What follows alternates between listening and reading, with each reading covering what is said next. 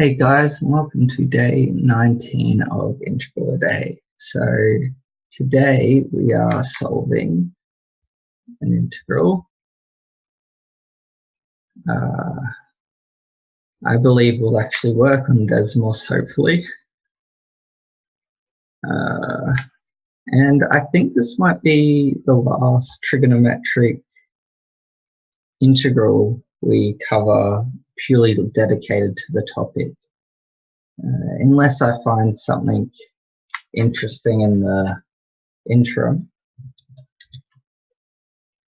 I'll make sure I write this down right, because sometimes I know I don't.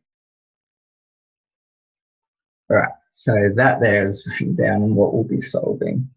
But yeah, tomorrow I'm actually thinking about moving on to definite integrals instead of, we've been doing indefinite, but moving on to definite. We'll see what happens though. So pause the video, have a crack at this yourself, and we'll carry on right about now. So to solve this, as we know, we want to get rid of that odd number there. So it's, the sign's fine because it's 8 and that's an even number. But we want this to be 4, so that's even. Which just means we have to bring another cos out the front here.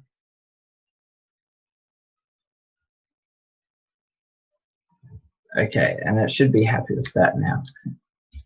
Now, as we usually do when dealing with trig, we're going to use some form of u substitution and cancel, pretty much try get it so that we only have one trig identity here pretty much. Well, we just want cosines or we just want sines. And we use u substitution and trig identities to get it that way. So now we need to decide what we need to make u to be. But before that, d dx sine x. This is thinking ahead, and y'all should hopefully soon see what I'm getting at.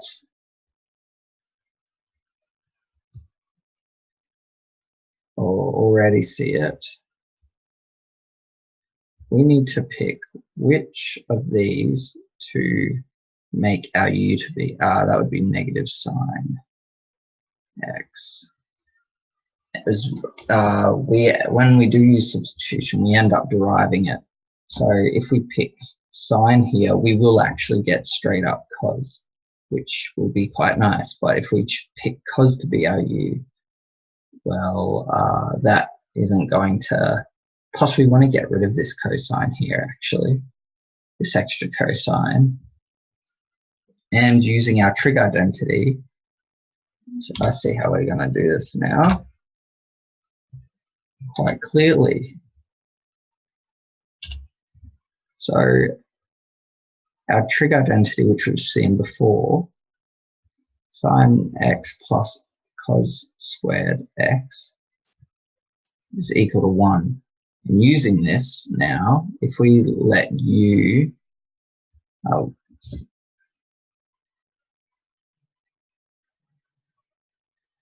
effectively, I'm trying to think what direction to take. Let's write u first. So u, we're going to let that be sine, because that will, when we derive that, that will give us cosine 1/3 using the chain rule. So our sine, well, we're going to pick the whole thing here actually to make it easy. So du will equal cosine, and this is just using the chain rule, which we've done plenty of times on derivative a day. 1/3 dot dx, and now we can swap dx out for du over cosine 3a 1. Well, we'll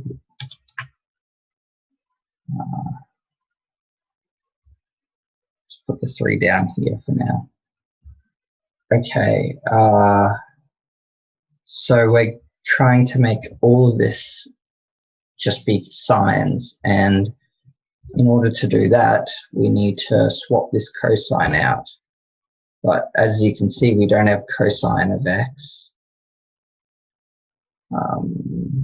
What we'll do is cosine squared x is equal to 1 minus sine squared x, which will swap cosine squared x out. In order to get cosine squared x here, what we can do is actually go sine 8, 3a, and then in brackets here, do cosine squared 3a squared, that's equivalent. Cosine, now just writing the rest of it. And now we can sub in our we'll do our trig identity here now. So sine 8, 3a is equal to 1 minus sine squared 3a squared cosine 3a dot dA. Okay, that is one weird looking integral sign. Now we'll put substitute in our u and du for sine and dx. So we get u to the power of sine 3a. This up here is an 8. Oh, this is looking familiar. We did this, yes. We had to expand this exact thing out yesterday.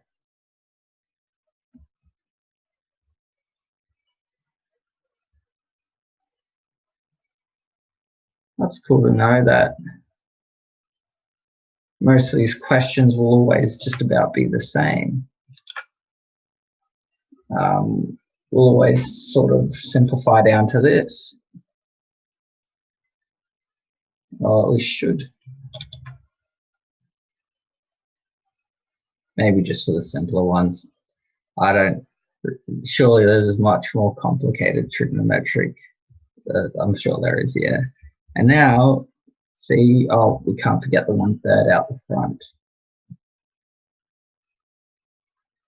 We'll put the 1/3 out the front here for now.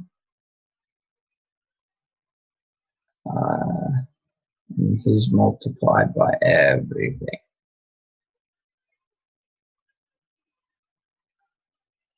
The du can go there as well.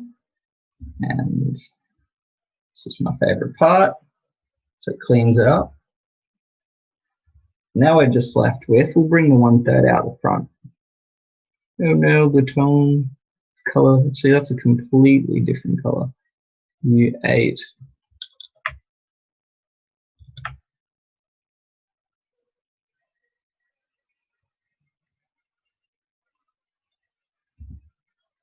And I'm not going to bother showing how to expand this again today. Use the distribution law, and then times that in, which doing this part first will give us U8. Well, that will give us 1, 2AB, which will give us, well, that'll be a +2, so that's still negative though. 2 u squared. Then this will negative. Oh, actually,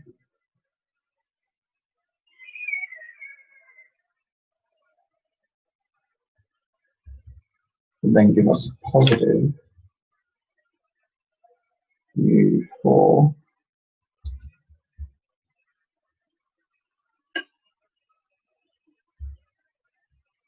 dot du. And I'm sure we can fit this in. So I said yesterday, spaces are currency on this page here. 8. So expand that. We get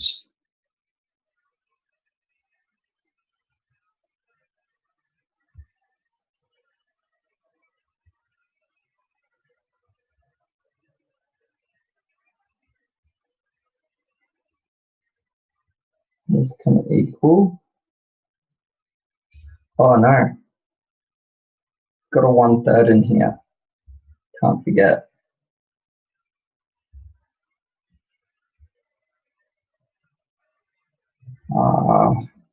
Now it's ready to integrate, so that becomes u9 over 9 minus 2 u11 over 11 plus u12 over 12 plus c. That can actually become a bracket. So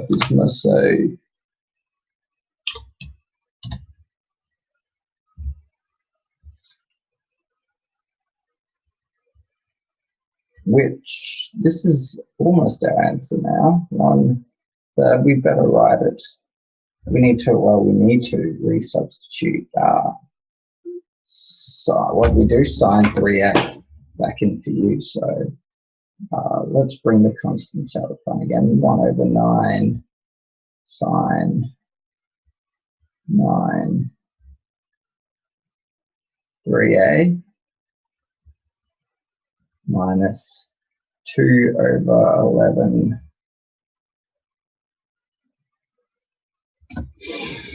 sine 11 3a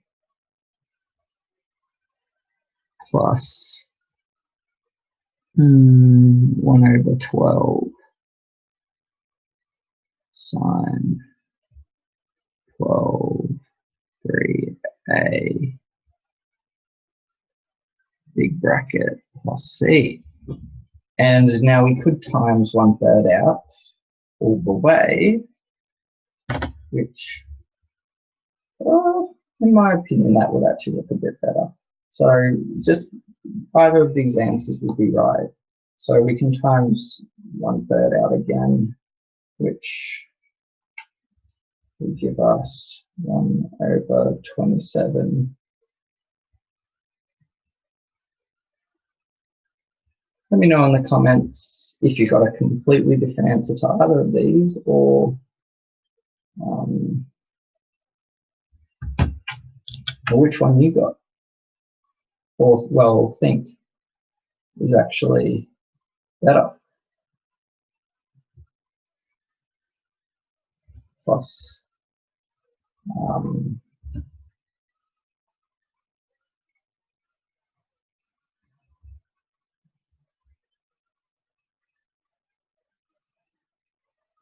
two sine 12 3a plus c. Ooh, these are getting long now. Well, let's check this on Symbolab quickly,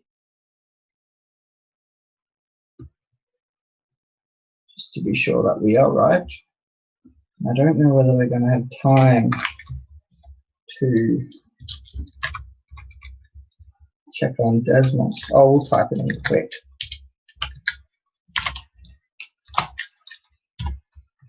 We have no limits. When it comes to time, I just like keeping it as short as possible.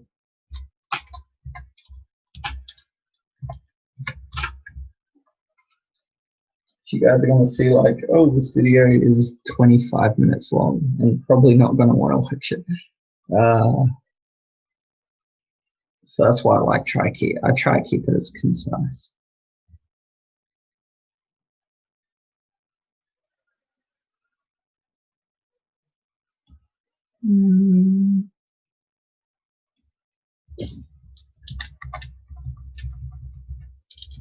Sometimes it likes it just being broken up or said differently. You spit, like, look at that. I don't understand, but it likes X. Well, we're going to type X into here from now on. Oh, and they use the 1/3. So they got 1/3, 1 sine 93 X. 2/11. I'm just alt tabbing. Check. Oh, okay. Whoops. Okay, yeah, I did make a mistake. It's a little one, little hiccup. Yeah. Did I share the right screen? Okay. We need to. This is wrong. This isn't the. This is actually 13. Oh, I just messed up the power rule. Oh well. You have to make the mistakes. Learn from them. So 13, 13, 13, 13, and now 11. No. Oh.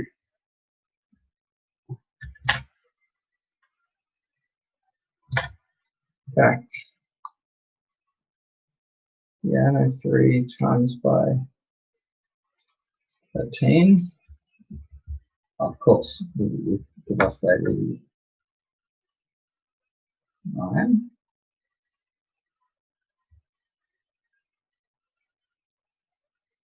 There we are. So this here is our answer. Whoops, I did a bit of a doozy. Bit of a mistake. But both of these here should be right. Unless I made a little mistake here as well. But let's quickly type this into Desmos to see if it likes it. Hopefully it doesn't mind showing us what our function looks like today. So now today on derivative of the day, I learned that it likes seeing y of x. And we're going to type in sine to the power of 8, things like that. I'm going to ignore that error message for a second. Just hoping it will sort itself out.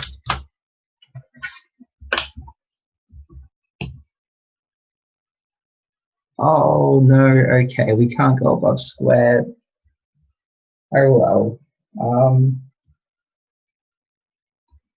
We know that for future now. But yeah, hope you all enjoyed today's integral, and I'll catch you all here tomorrow for day 20 of Integral a Day.